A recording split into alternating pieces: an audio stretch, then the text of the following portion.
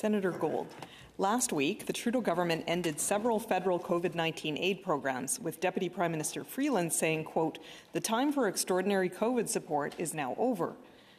I can tell you some other extraordinary measures that are no longer needed, Senator Gold, like taking someone's job away and benefits because they can't or won't get a vaccination, or preventing a Canadian citizen from being able to board an airplane or train and move freely inside the borders of their own country.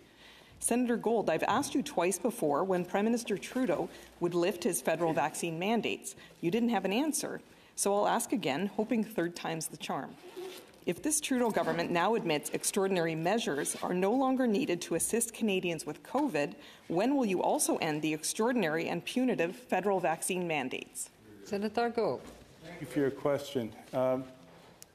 Not to disappoint you, Senator Batters, but you may not be pleased with my answer.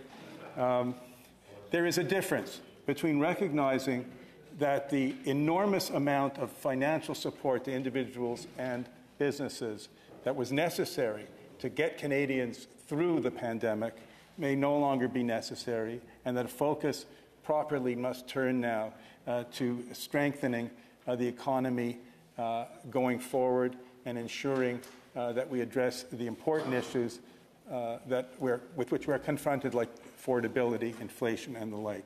There's a difference between that decision and the decision to take a prudent and cautious approach for the public health considerations. At such time as the government decides, as it has on regular occasions in the past months, that certain rules are no longer needed, those announcements will be made public.